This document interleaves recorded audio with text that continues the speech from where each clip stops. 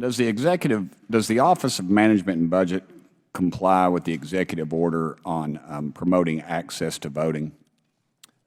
Congressman, again, a number of your colleagues have asked this question of me. This isn't. I know they always ask the number. They always give you whatever the five-digit number, and I'm like, who's going to remember the dadgum number? I appreciate that. Again, this is an issue that is not under my purview. I will take this back to OMB, and I will make sure that we have a response to you. Okay, and I would like in that response to provide, I want you to keep track of how many members it helps to register, and I want the details on showing the locations, the precincts that are targeted, whether they're rural or urban, and what states or cities that you all are doing that in. Can you do that? I understand your request. Again, this is not an issue that's been under my purview. Okay, but it is under the department, is that correct? I'm not familiar with the specific activities. It's not under my purview. To the extent we are directed actions under the EO, we will absolutely provide a response to you. Okay. Also, how does your office, the Management and Budget, reduce improper payments and fraud across the federal government? Congressman, thank you. On this topic, this is a major focus, particularly in 2021, when at the beginning of this administration, we came in amidst the pandemic, major challenges still in the economy, and we're implementing a set of relief programs, some of which we had inherited from 2020. There was historic levels of fraud in our pandemic relief programs. They provided critical relief, but there were also not basic controls put in place in 2020 that would have allowed us to do things to prevent the fraud while enabling timely implementation. We took steps to reinstate basic controls. The three main programs that experienced that fraud were PPP and EIDL at SBA, and UI programs, which are state administered but overseen by the Department of Labor. Things like utilizing the do not pay list at the Department of Treasury.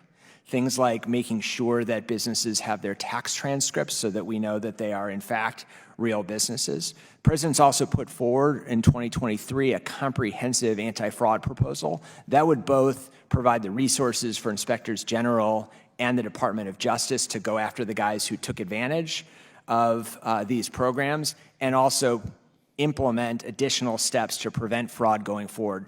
We believe with the combination of the steps that we have taken, including bringing the IGs in on the front end of program design, and the President's anti-fraud proposal, we could have prevented a substantial portion of the fraud that occurred. We should never be in that situation where our systems are not prepared. And I think this should be an issue that we can work together on to make sure that we're taking the steps and learning the lessons from those pandemic relief programs to strengthen our systems going forward. In your opinion, what agencies are most prone to the waste, fraud, and abuse? What we saw inside of the pandemic were the three programs I mentioned at SBA and the UI programs. In part, the UI program, you had state systems that were overwhelmed. Their systems weren't able to keep up with the sizable number of individuals applying, and they didn't have adequate controls on the front end. This is also an area where we report. We are pushing on agencies to strengthen their analysis around improper payments and annually re-release improper payments in major programs, both the level and rate for those major programs. What are the resources that are available to you all as far as the federal agencies? And are the agencies all aware of these resources? I'm sorry, could you clarify the question? Yeah, the government-wide resources that are available to federal agencies to reduce the risk of improper payments and frauds.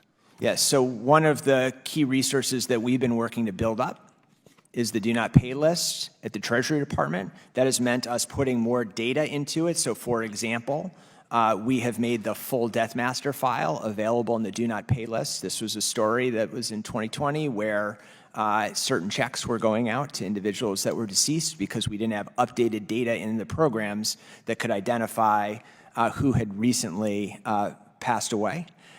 Strengthening the do not pay list is something that we want to do going forward and make sure that we're utilizing more broadly across programs. Okay, my time is just about up.